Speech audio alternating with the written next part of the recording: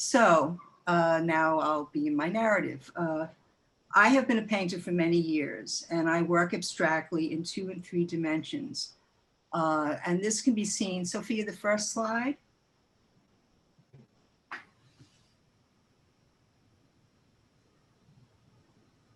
Okay, an example of my work. On the left is a painting, and on the right is a 3-dimensional piece.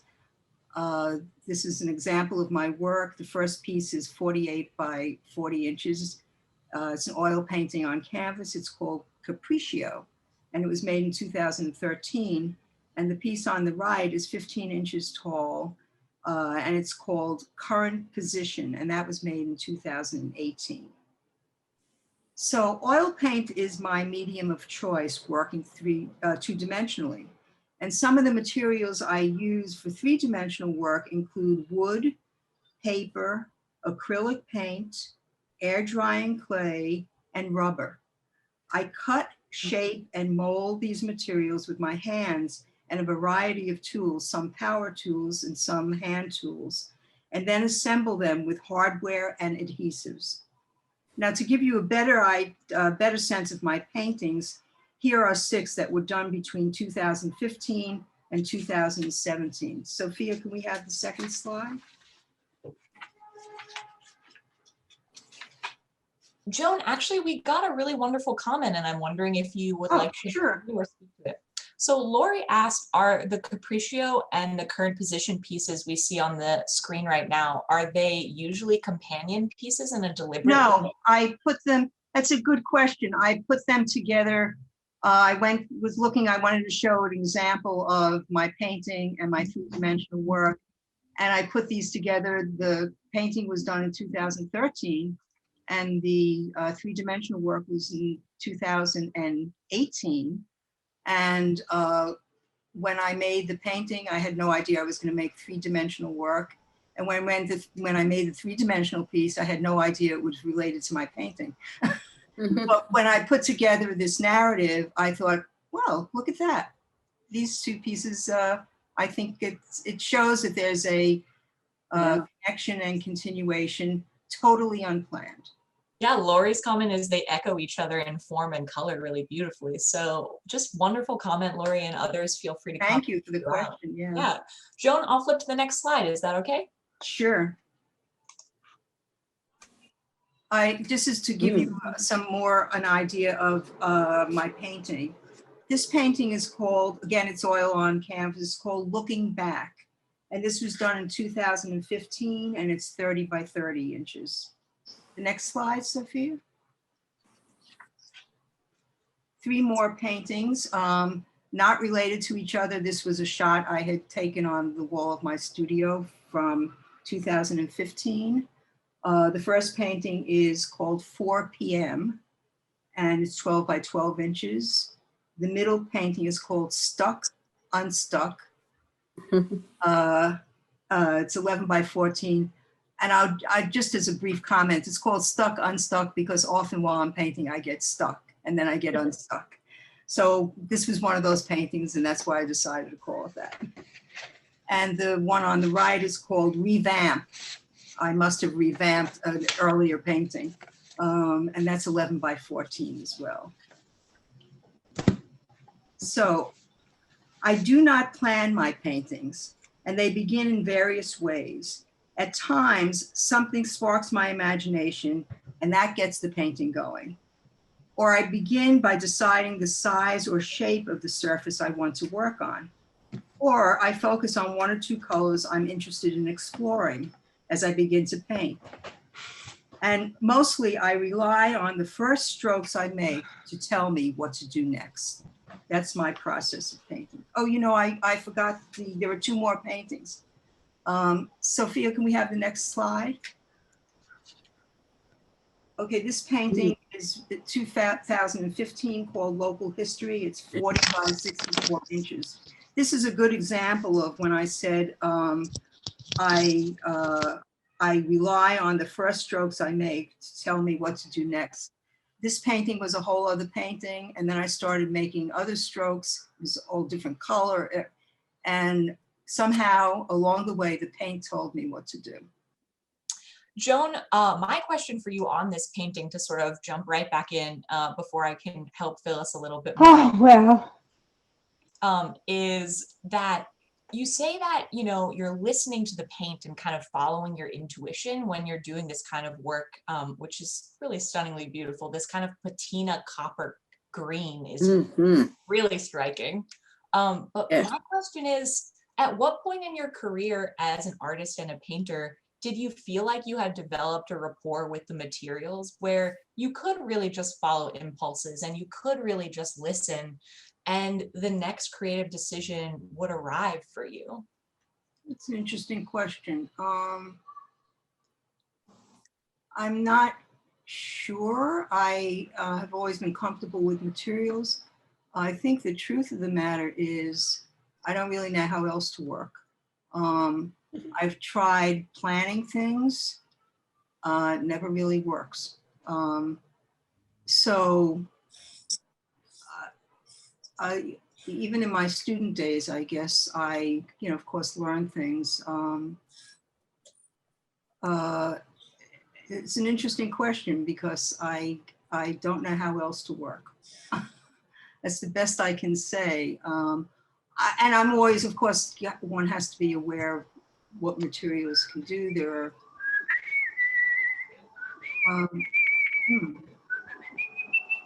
We're gonna hold for muting, so I'll just keep muting. But actually, Joan, we got another wonderful question from Betty, who really wanted to know, are you planning the colors that you're using in advance, or are you also just letting that choice arrive in the moment? you know, as I said, sometimes I select colors. Sometimes I start with particular colors. I recently was telling somebody how, for instance, blue was a color that I came to very late. It was not a color I was drawn towards. So, but with this, it's interesting. This started out as a yellow painting, if you can imagine, a hard-edged yellow painting. And I'm not sure what happened. Or when I say what happened, I mean how it happened. This this purplish, the main part of that color. I know that at some point, as I was working, I wanted to explore that color, so it must have been around, and I had various variations of it, different kinds of color. And then this, what you call, did you call it iridescent, or this kind of It's this aqua? this green that to me looks A like greenish, right. Gamblin came out with a group of paints, about 5 colors, that they called radiance, R-A-D-I-A-N-T, I guess, radiant colors. And so sometimes when I see a color and I just, oh my gosh, I just like it. Yeah, me too. In the same way that when I was making 3-dimensional work, I collected materials that I like. So there are things around that I like having around, color or materials. Way back when I would paint a still life, I would collect objects.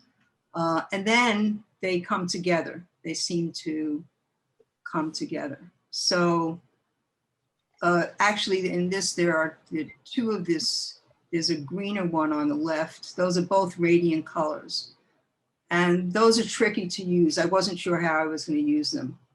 But somehow I was so disgusted with the painting that was before, I started putting the paint, and then I don't know, it almost painted itself, which sounds funny, but not. But that's a good question about color. So yeah, that's what happens with the colors. Yeah, do you want to skip to the next slide and we can hop back into sort of the regular? Sure, it's just another example of the painting. This is the one on paper. This is all about choice and chance. Okay, yeah, the next slide, Sophia, thank you.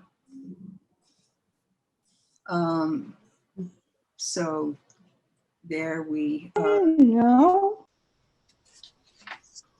and this is called Reverberations. And this was done in 2017. Okay, so now you have an idea of my paintings. Then what happened, actually, this was the last painting I did before I was granted a 2-month residency at the Cavello Center in East Harlem. That was in 2017. And I was able to work there in a space larger than what I have. I have a home studio. So this space that I was granted was much larger than what I had. And the only restriction that I had there was that I could not use oil paint. And since oil paint was the medium of my choice, this limitation led to, it became a challenge and led me to imagine something I really hadn't thought about in years. And that was working in 3 dimensions. And that's what I decided to do. Can we have the next slide? Oh, somebody wants to know the dimensions of that. Sophia, can you go back for a minute? Yes, the dimensions of Reverberations is 30 by 60, 56 inches. And actually it's 3 pieces of paper. There's I'm using my cursor, I guess no one can see that. There are 3 pieces. You might be able to see the cuts. Okay. And that, as I said, 30 by 56 inches. Yeah, Joan, if you want to let me know, I can sort of gesture. I'm seeing sort of 3 separate areas. No, they're verticals. They're vertical. Oh, I see. They're where these Yeah. sort of. Yeah, exactly. That's just where they are. Yeah, I see them. Betty's got it. Thanks, Betty. Great. Thanks, Betty. Okay, so now we're 2017. I'm at Cavello Center, East Harlem. Let's have the next slide. And Joan, we are getting a question about, you know, in the previous image, which I'll go back to you. Sure. Did you work on all 3 of those panels at the same time? Yeah, the first 2 panels, if you want to call them that, it was really one painting. I didn't have paper any larger than this paper, which is an Arch oil painting paper, comes at 22 by 30. I mean, I'm guessing this is what happened. Well, this is saying 30 by 56. I don't know, I'd have to do the math, but I don't want to do the math right now. So I think they were 22 by 30 pieces of paper. And actually, I don't usually do this, but actually the first 2 panels I conceived as one thing. And then it just seemed like the painting needed more space. So I added the last panel. I don't know, just somebody once asked me about why I used a certain color in a painting. And I said, I don't know. And if I knew, it probably wouldn't be any good, which means it's in the creative process, what happens is it takes over and you really don't remember. I don't remember. I remember that how this came together, but I don't really remember the parts because they told me. I know I'm not being mystical or anything. It's just that's what happens.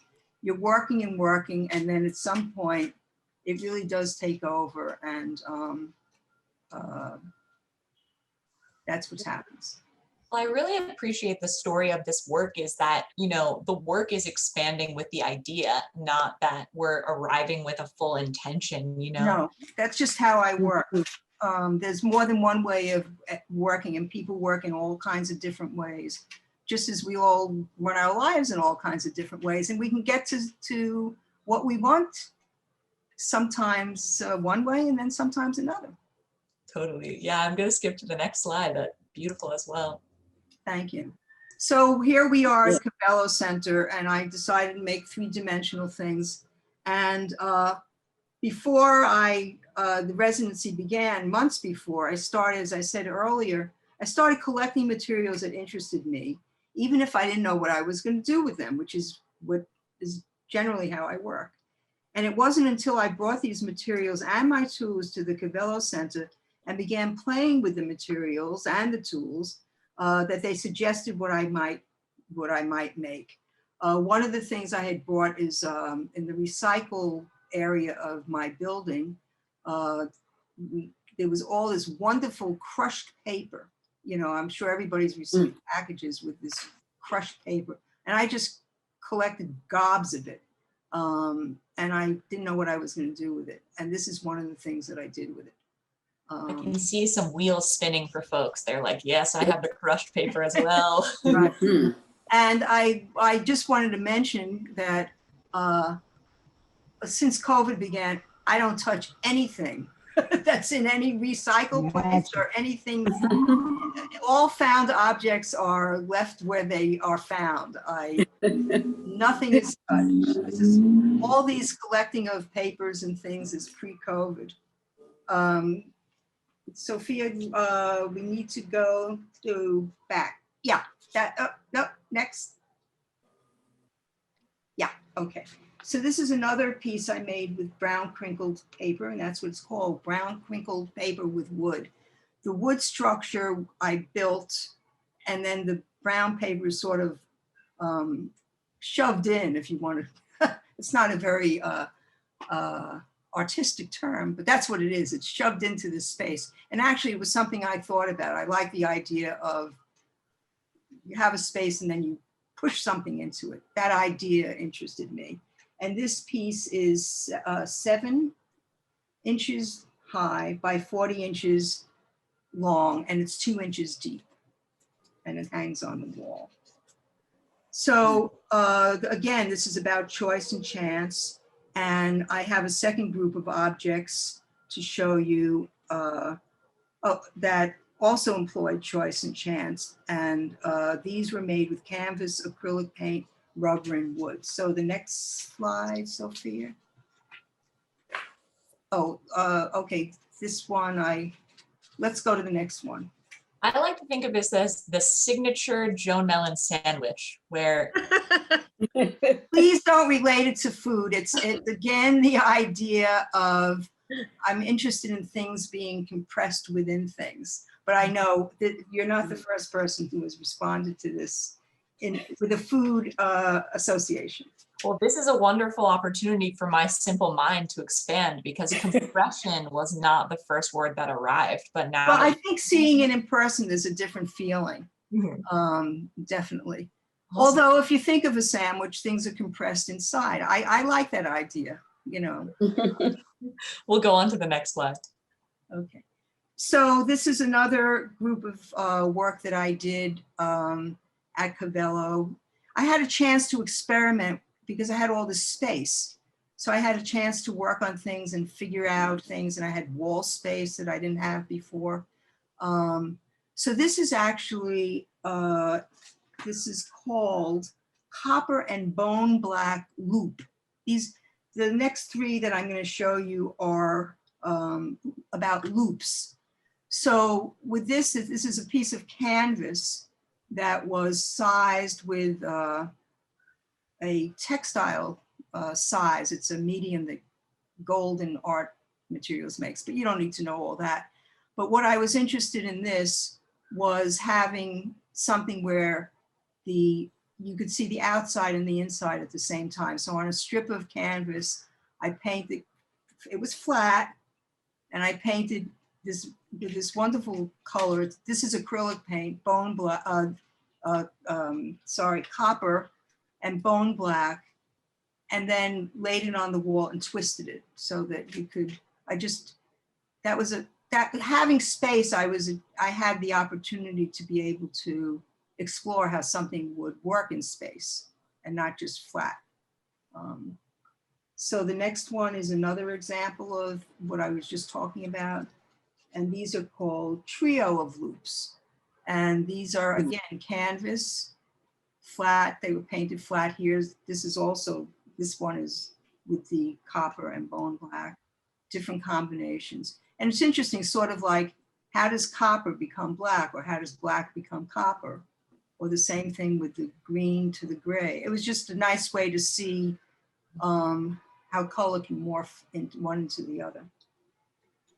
So And- Joan, Sure. sorry to interrupt, but you know, it's a simple observation, but a really brilliant one, that all objects in the absence of light have a blackness, and so that it is sort of inherent in all objects that there is a version of them like shrouded in shadow or in night that to our human eye would just pick up black. Did you think about objects in your environment that you see kind of transition from color to black? No, I once heard a lecture, and I actually slept through the whole thing except one thing that the person said.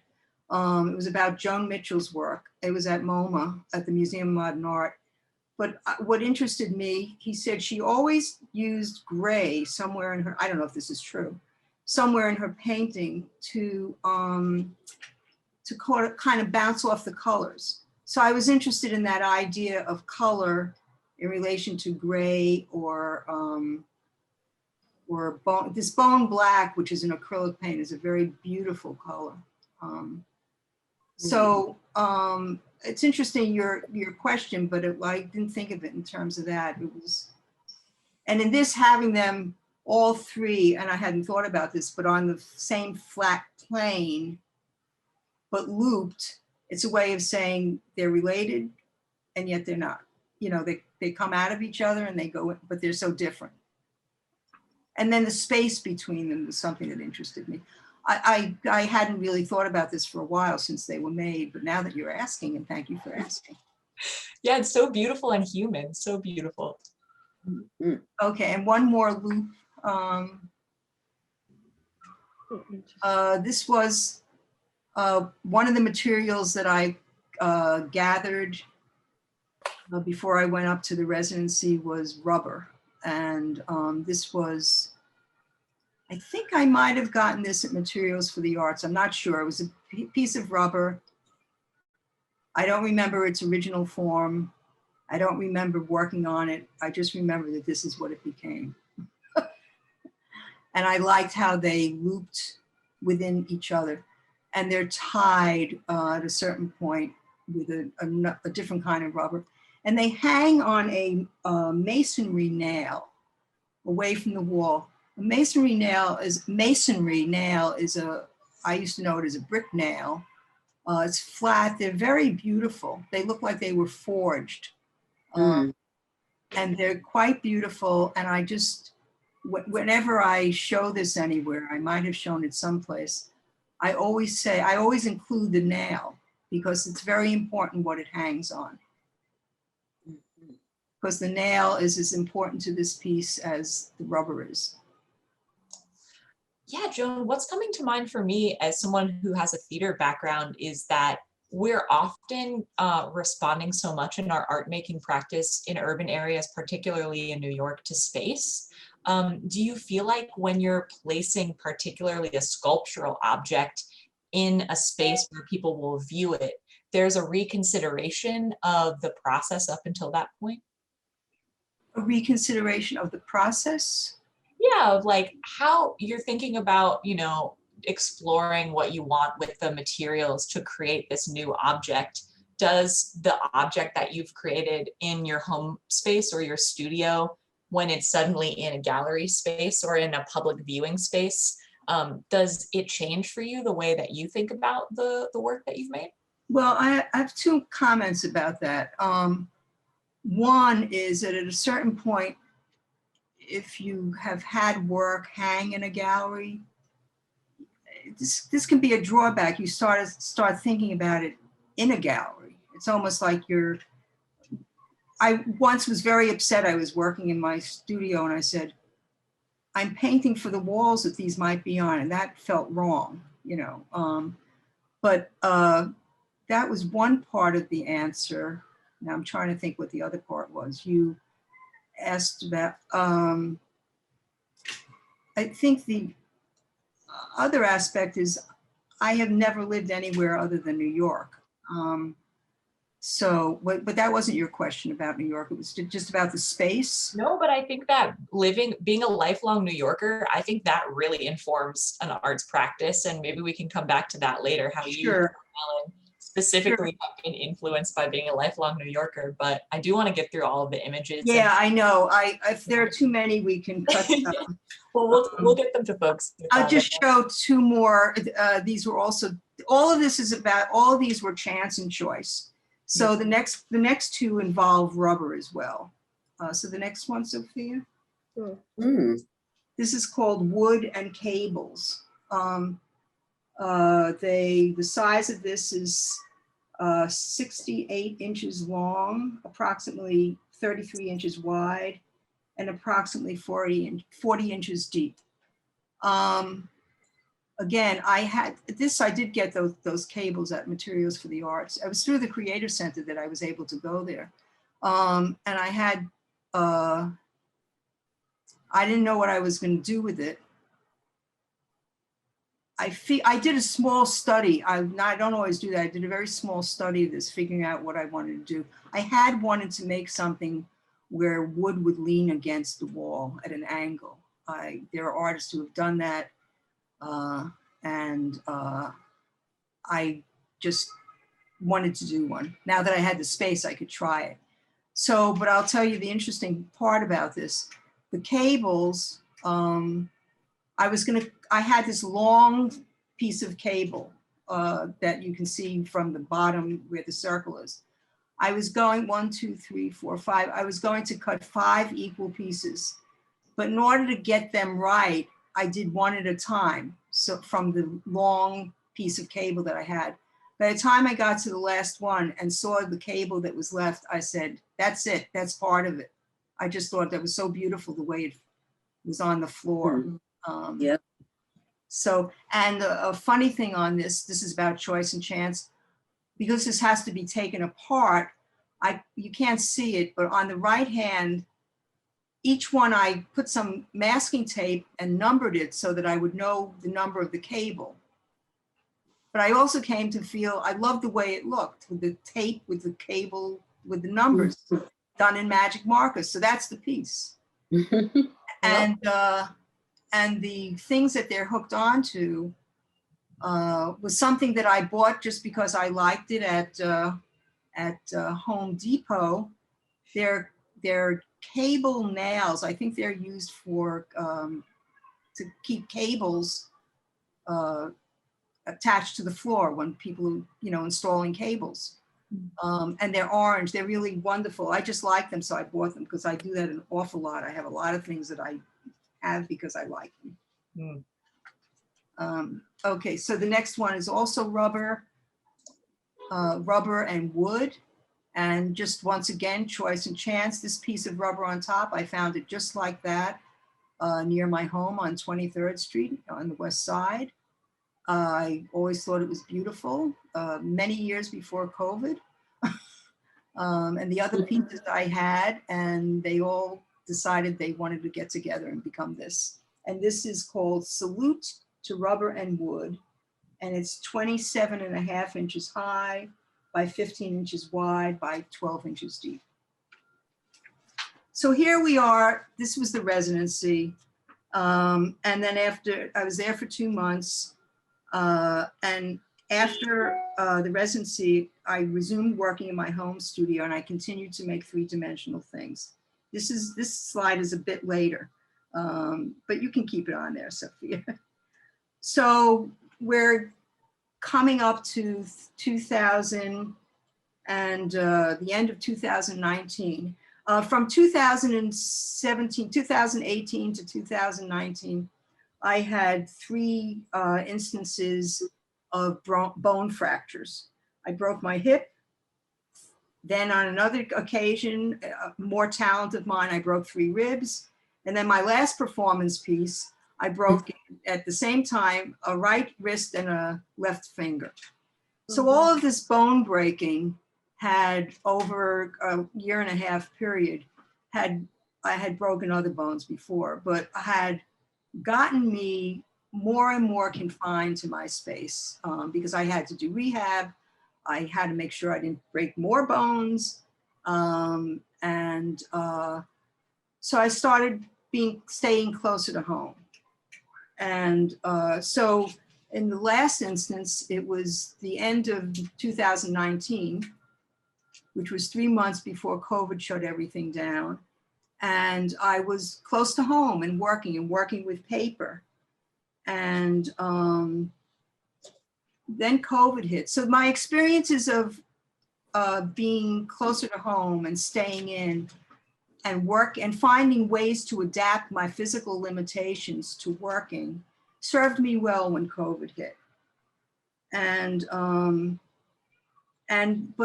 But by that time, my hands had gotten stronger and the work on paper morphed into sculptural objects that I call wall works because Sophia, okay, I lost. We can still see you and hear you, Joan, and also know.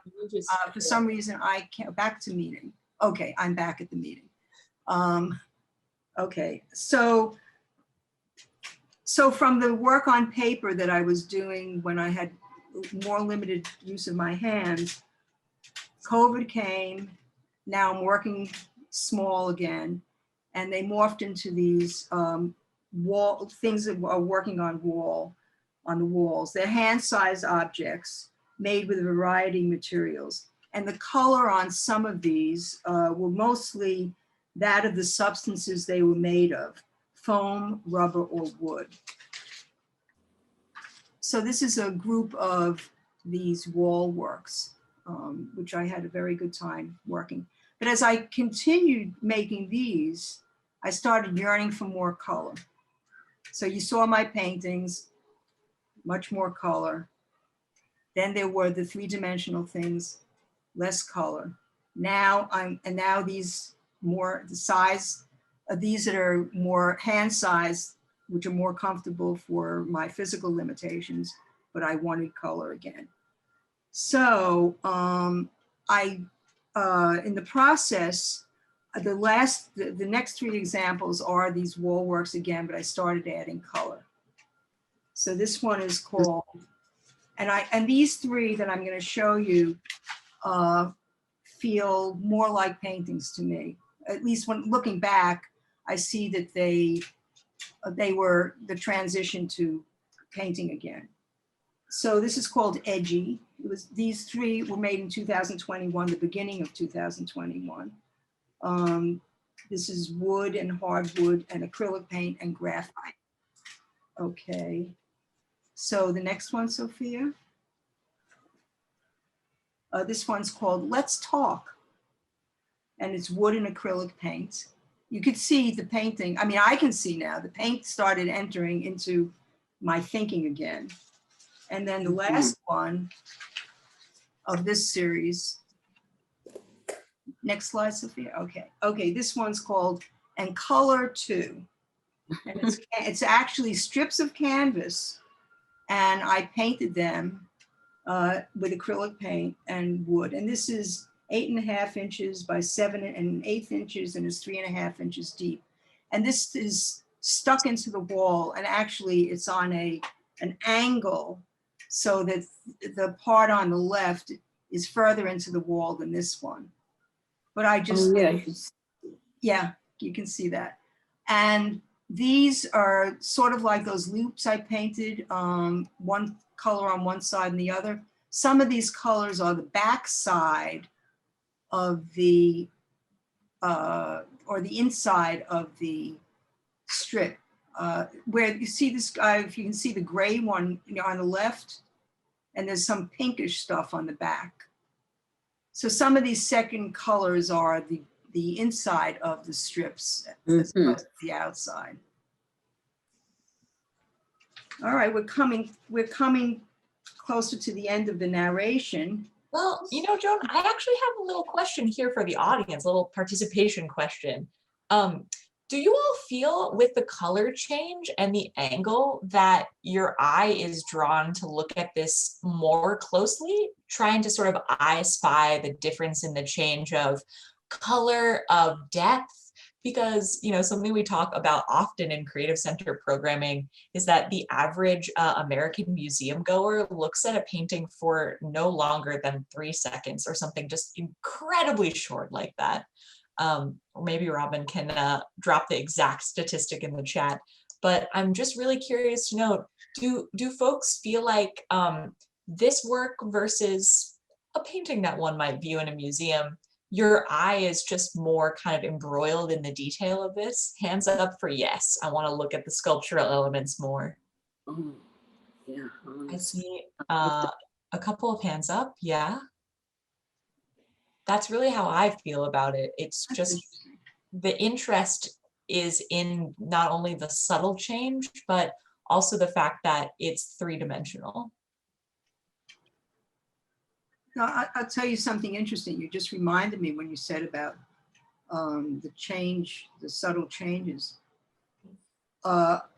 Originally, I just had strips hanging. Then all of a sudden, I knew they needed to be at different lengths.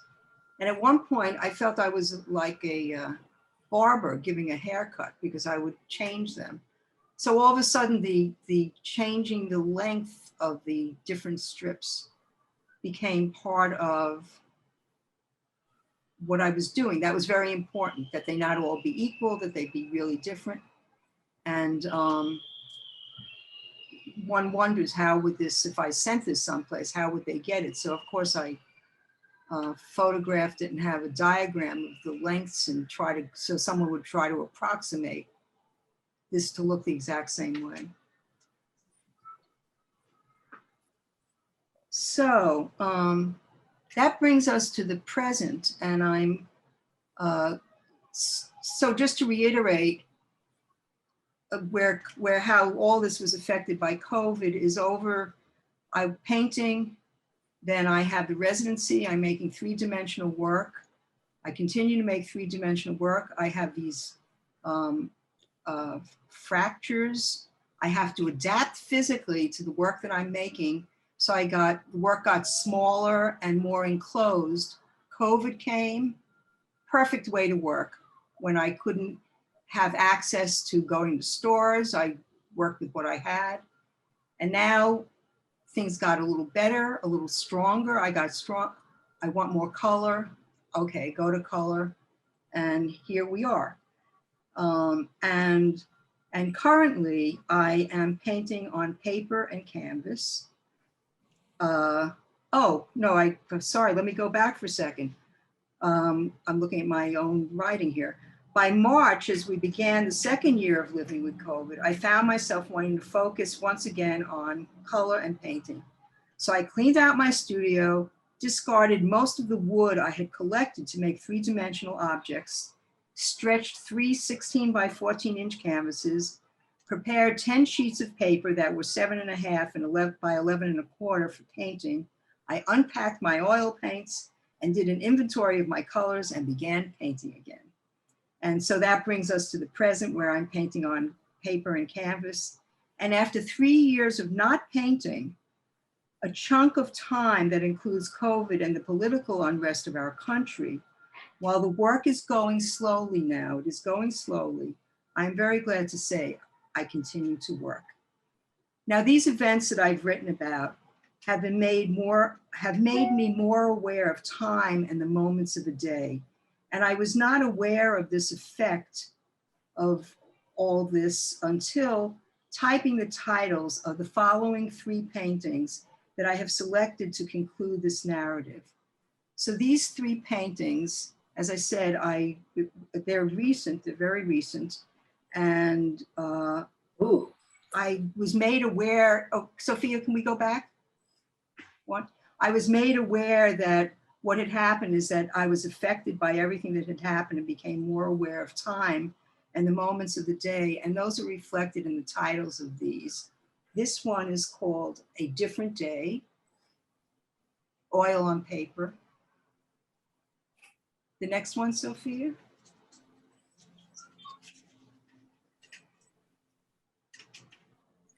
This one is called July Evening.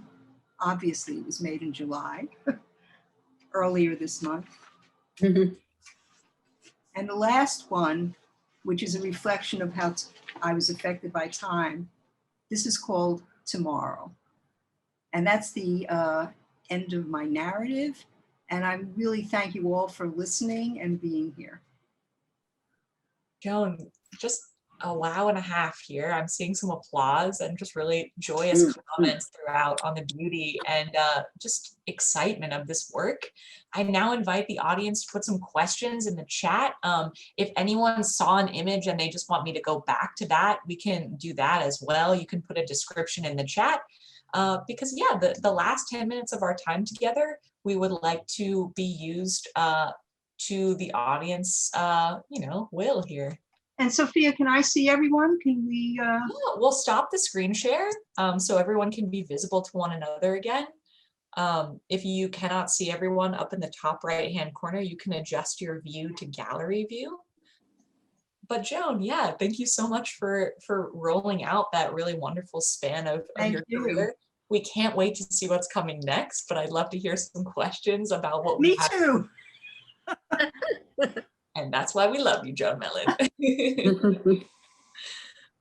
Questions, or I saw some folks having strong responses to certain works. Does anyone want to name a work that they really felt a visceral response to and tell us why maybe you felt that way? I'd like to say something. I love the newest work. I think it's very luminous and just beautiful. The new works on paper are very inspiring to me. Thank you, Amy. That's good to hear because I'm getting used to them because they seem very different to me than the work from 2017. So they're sort of like they came to visit and now I'm not sure I want them to stay. I'm just getting used to them. I do want them to stay, but they're unfamiliar to me. They're very atmospheric. The fuzziness of the paint, like especially the last one, it has this kind of atmosphere to it that's beautiful, subtle, very subtle. Thanks. They look like they're little segments of something larger. You know, like if you looked at something through a little viewfinder, you just looked around at things, like there's more going on and we're only just looking at a little piece of it. Marianne, I'm very glad you see it that way because I always think that the way where a painting begins and where it ends are not in the space of the painting. We're getting a request actually to view one of the works again. We have Andrea Couture requesting this, and Andrea is coming to us without audio or video. So I am going to screen share just one more time so we can take another look at Edgy, which is one of the first sculptural works. Joan, Yeah. This is it, right? Yeah. And Andrea says she wants to see this piece. And also, Joan, why do you think you're so drawn to minimalism? Would you call it that even? I don't call it that, but actually there's someone present here who once, Teresa DeSalvio once said to me, she said, your work, what she liked was the simplicity. And I automatically said something that I now, thank you, Teresa, I now use as a statement because I say simplicity is not something I begin with. It's something I end with. It's not a plan. I just seem to, it might be the haiku writer in me. I have no idea. I just don't, it happens that way. That's a quote for the ages. Thank you, Joan. I will take that to heart. It's on my website because simplicity is not something I begin with. It's something I come to. That's what it is. Yeah. Carol has a great comment in the chat. These are so rich and evocative. I noticed Joan mentioned beautiful, a word about her work that I haven't heard from Joan often. Thank you, Joan, and the Creative Center for this presentation. Joan, do you want to talk about your relationship to beauty as an artist? For me, as a person who identifies as an artist and also as a woman, beauty is really loaded for me in my work. I wonder if you're the same. I know things are beautiful. I've gone through stages. I restarted painting about 30 years ago. I used to make big combine type things. Anyway, and actually, it was the Creative Center group from the Training Institute. Somebody saw a painting and they liked it, and I thought, I don't want to make beautiful things, so I worked on making things ugly. I guess I'm back to making things beautiful. I mean, there's a beauty in simplicity. There's a beauty in chaos. There's ugliness, and it's all mixed up. I mean, it can all be mixed up. You know, I'm mixed up. I don't mean confused. I mean, well, it sounds a lot like life. Like it's all just kind of jumbled in there, you know? right. So, We had a request from good point, Carol. You caught me saying beautiful. we have a request from Betty to see this image. And yeah, Betty remembers this as the painting that started out yellow. And I think that that's a really interesting sort of the stories that you told us about the development of this work, Joan. To see this work and envision it starting as yellow is like so awe-inspiring, but also shocking, for me at least, not to speak for everyone. Betty, I'm wondering if you want to tell us just what stands out about this work to you and viscerally kind of what you enjoy about it. Well, just hearing Joan talk about, I think she even used the word ugly. But It really was. It was very controlled. It was okay. It was a painting that I was thinking of how to make. That was the difference. It was in my head, not in my gut. So anyway. Oh, okay. Now that you said that, because I still see some of the yellow, which you started out at some point, I would think maybe with a positive view, still kind of coming through on the edges. Maybe. And just seeing the oranges on, and you know, the sort of peachy colors. After hearing what you said and then seeing what came out, to me, it still insisted on having a little bit of say. Yeah, I mean, the lightness, I agree, but I was controlling that painting, and it was just. Oh, okay. Another thing that I often say, it was dead. It had no life to it. It just, and when you take beautiful materials, using that word again, when you take materials that have a richness to them, and you kind of destroy their richness, that makes me very unhappy. So Okay. then I have to destroy that. Excuse me? How do you feel about what do you feel about this painting now? Oh, this is one of my favorites. Oh, okay. Because it's very big. Touched me. Excuse me? It touched me. Yeah, I'm very, very happy about this painting. Okay. One of the problems is I would like to meet the person who made it and invite her back to make another one like it. It doesn't work that way. Well, yeah, with that in mind, actually, I would love to get Lori off of mute to have her ask this question that she put in the chat about, you know, just how you're relating to your newest work, Joan. Yeah. Hi, Joan. Hi, Lori. Your comment about not quite relating to these latest works is fascinating to me, and I'm wondering if you've had to go through an adjustment each time you've changed, you know, your materials or the general feeling of your work, your thrust. Did you have an adjustment? It's a good each question. time? More so this time, but I think that's also because of what happened with COVID. Everything feels very different. And I'm older, not that I wasn't older. I mean, I'm now going into the older. I'm getting there. And friends have died, things have happened, things are different. So I don't, the continuum of life as we knew it feels different. I think that's part of my feeling perplexed about the newer work. I don't wholly recognize the work. I don't wholly recognize myself. And I surely don't wholly recognize the world we're living in. Thank you. Yeah, it's a new world. It's feeling very new. I We are at 3:59 and seem to be no more pressing questions. I just want to let everyone know that if you would like to see the slide presentation with the full image list, you can put your email in the chat right now and I will send that out to you.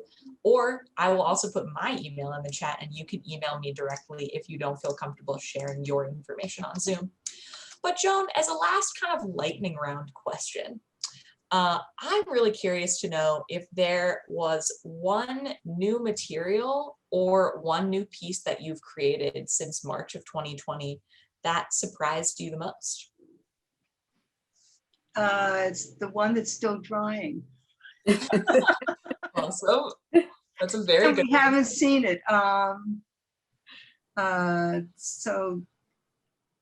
And in terms of material, I'm sorry, I'm stopping because I'm sort of having an emotional response.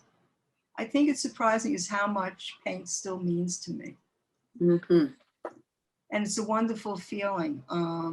I'm using oil paint again. It's a luscious material. So it's not new, but it feels new. And I'm glad to be renewed, especially since we have these variants creeping along. Mhm. And